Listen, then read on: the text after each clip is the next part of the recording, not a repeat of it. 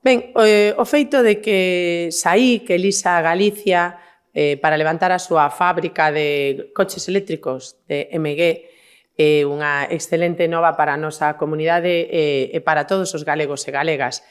É a mostra da capacidade de Galicia para aproveitar oportunidades e para atraer investimentos internacionais á nosa terra. 2.300 empregos, 120.000 vehículos ao ano, 200 millóns de euros de investimento e con localizacións en Ferrol e As Pontes. Exemplo de que en Galicia se traballa co foco posto en seguir medrando e impulsando a economía galega. Como dixo onte mesmo o presidente Rueda na sesión de control, Galicia ten moitas razóns, argumentos e méritos para atraer investimentos. Somos unha terra acolledora, unha terra da que estar orgullosos. E o primeiro produtor chino de automóviles decide instalarse en Europa, e elixiu Galicia. Por algo será, e debería de ser unha nova de orgullo para todos os partidos políticos. Pero, para a sorpresa de ninguén, pois non queda moi claro que sexa motivo de orgullo para o BNG e para o PSDG. O BNG xa sabemos, os do negacionismo industrial, non son capaces de aplaudir o desembarco deste xigante chinés no noso territorio, porque están máis preocupados en atacar o goberno autonómico que en mirar polo ben de Galicia e a súa cidadanía. Dende o Partido Popular de Galicia aplaudimos todo o bo que veña para Galicia, sexa grazas a quen sexa, porque nós, a diferencia do PSDG e do BNG, queremos o mellor para a nosa terra. O BNG, sobre SAIC, dixo que tiña que ler a letra pequena. Eu agardo que non sexa, como sempre, para buscar unha excusa para opoñerse ao proxecto e montarse a unha plataforma ou buscar algo que protexer, non sei, un grilo galaico, un charco con historia que poda aparecer pois no porto de Ferrol. O seu brazo sindical, a CIGA, pois pide un novo modelo industrial para Galicia.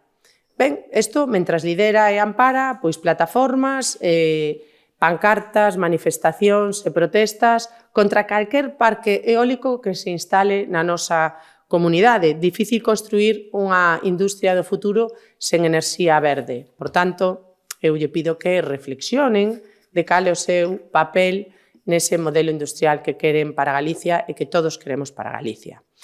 E o señor Besteiro, pois ao servizo do seu líder en Madrid, amosou unha vez máis pois cal é a súa prioridade.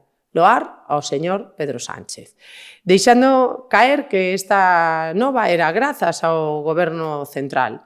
Ben, estamos tan acostumados a facer algo extraordinario o que debería de ser normal. Nos, claro, non nos decatamos de que a colaboración entre administracións pois debería de ser algo normal, non? Iso é o que debería de entender o señor Besteiro. Pero como en Galicia pois eso non é habitual, a cogobernanza co goberno de España pois non existe, pois a verdade é que agora pois algo que debería de ser ordinario se converte en extraordinario, pois o utiliza o PSDG para poñerlle medallas a Pedro Sánchez. Insisto, cando é algo que debería de entrar dentro do ordinario e non do extraordinario.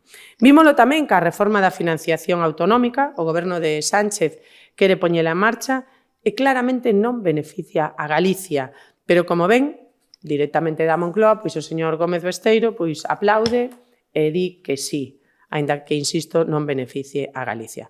Pero, por sorte, contamos cun goberno autonómico que mira polos intereses dos galegos e das galegas e que traballa día a día por mellorar a súa calidade de vida. Por iso, a Xunta se nega a participar nas reunións bilaterais que está propoñendo o goberno de España. Son un erro, porque piden que se axuste unha proposta que xa está pechada de antemán e, como dixo o pasado martes o presidente Rueda en Barcelona, o que é de todos discútese entre todos. Falou alto e claro, con esta reforma Galicia, que ten o 6% da poboación de España, obtería tan só o 2,8% dos recursos. Nós non queremos ser máis que ninguén, pero tampouco queremos ser menos. E por iso, o Goberno Central se ten que sentar coas comunidades autónomas e consensuar un modelo equitativo no que calquera cidadán teña o mesmo nivel de prestacións de servizos públicos, independentemente do lugar no que resida, e tamén dos intereses políticos que esconde Sánchez tras esta reforma de financiamento que ten pactada previamente co independentismo catalán, do que depende o seu sillón na Moncloa. Pois, como ven, hai un patrón claro. Sánchez di algo e o señor Besteiro di sí. Tamén a señora Pontón e o BNG, que aínda que en Galicia estemos acostumados a que digan non a todo, canto peor mellor, en Madrid todo o consente e todo lle parece ben. Non a Galicia, sí a Pedro Sánchez. Diferentes varas de medir. Aquí é diferente. O presidente Alfonso Rueda e o goberno galego queren reforzar e impulsar a potencialidade industrial de Galicia. O BNG di non, o PSDG vai detrás sen ter moi claro o que dicir. O presidente Alfonso Rueda defende un modelo de financiación xusto para Galicia. A oposición, pois, non pensa nin por un momento en defender o que nos corresponde. Non vai a ser que vayan decir o mesmo que di o presidente Rueda. Hai que decir o contrario, aínda que eso perxudique a Galicia. O presidente Rueda traballa en atallar os problemas dos galegos. O BNG opta por coller a pancarta, o que fai sempre, facer ruido e dicir non absolutamente a todo. Mentres que o PSDG pois, vai a rebufo e en vías de descomposición. Todos son nons, peros, desconfianza e, por riba de todo, intereses políticos e non intereses en facer prosperar a Galicia. Pero os galegos e galegas saben cal é o partido que máis se parece a eles, que é o Partido Popular de Galicia, e por iso lle dan a súa confianza cada vez que lle preguntamos nas urnas.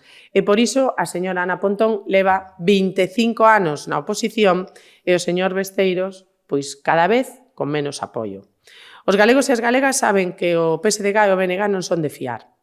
Como van ser de fiar despois do que estamos vendo que acontece na política nacional? Un presidente asolado pola corrupción, que intenta desviar o foco mediático, a verdade é que non con moito éxito, con diferentes anuncios. Non? Agora di que traballa nos orzamentos do 2027, que serían os orzamentos do último ano desta legislatura, cando non foi capaz de aprobar ningún só orzamento nos anos anteriores, nin no 26, nin no 25, nin no 24. Quen pode darlle credibilidade a este goberno? Se pediron hai 8 anos o poder para liderar un goberno limpo e agora vemos como o que fixeron foi crear unha trama de corrupción e unha organización criminal. A única certeza é que o goberno de Pedro Sánchez pasará á historia como o goberno máis corrupto de España. E lamentablemente, dese goberno tamén forman parte os seus socios de coalición e de goberno en moitas cidades e diputacións en diputacións de Galicia, como pode ser a Diputación de Coruña ou a Diputación de Lugo, que son os nacionalistas independentistas do BNG. O BNG xa se retrata a sí mesmo. Cada vez as súas liñas vermellas son menos vermellas e cada vez son máis mansos en Madrid. Agora poñen como liña vermella para deixar caer o goberno de Sánchez pois que haxa unha condena por financiación ilegal do Partido Socialista. Bueno, sen embargo, parecelle normal todo o demais que está pasando en España? Parecelle normal todo o que rodea o goberno de Pedro Sánchez e o partido do goberno? Caso Begoña Gómez, caso David Sánchez, caso Ábalos, caso Plus Ultra e imputación a Zapatero, caso Leire Díaz e trama da SEPI, financiación irregular e Caixa B do Partido Socialista, Fiscal Xeral do Estado, xa non só a súa condena, sino que agora parece que aparece tamén noutra trama como unha das institucións que estaba ao servizo do Partido Socialista. Caso Coldo, trama de hidrocarburos, caso Tito Berni, que xa con todos estes que estamos vendo, pois xa tiñamos casi que olvidado. Pois todo isto que acabo de decir son os casos de corrupción e investigacións xudiciais que afectan aos socialistas e ao goberno de Sánchez, sustentado tamén polo BNG, e polo que se ve, o BNG parecelle ben.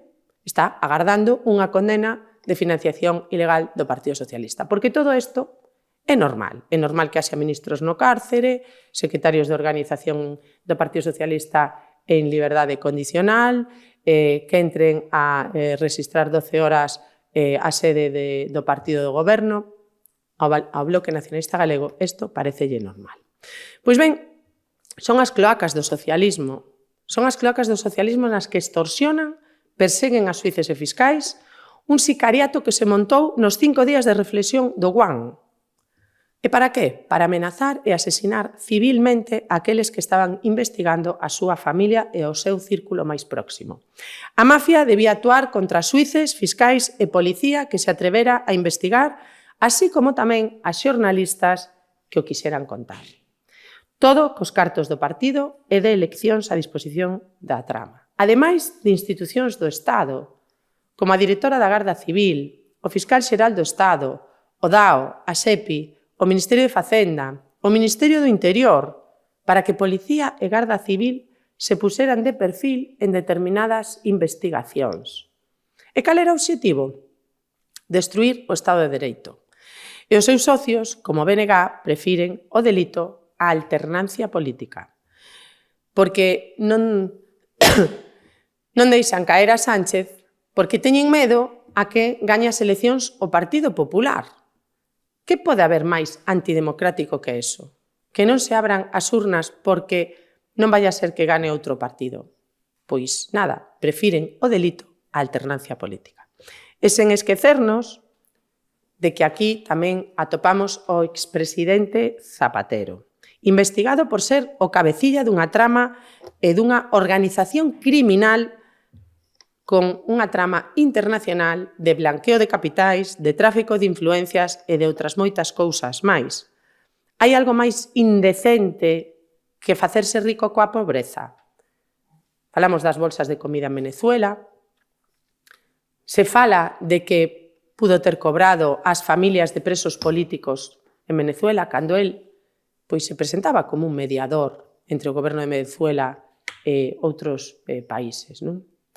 Non podemos nin imos aceptar leccións destes partidos políticos, porque só hai unha explicación para quen non condena todo isto que acabo de relatar e moito máis que vostedes coñecen, porque é imposible resumir todo o que estamos vendo nestes momentos neste país. Porque seguro que mentras eu estou falando, a UCO está entrando na sede de algunha empresa ou de algunha institución do Estado na que están os tentáculos do Partido Socialista para intentar tapar as súas tramas de corrupción. Quen non condena todo isto, eu xa empezo a pensar que quen non condena a trama é porque forma parte da trama. E fronte a isto, o Partido Popular de Galicia seguirá traballando con seriedade e rigor por Galicia e polo futuro de todos os galegos e galegas. Moitísimas gracias.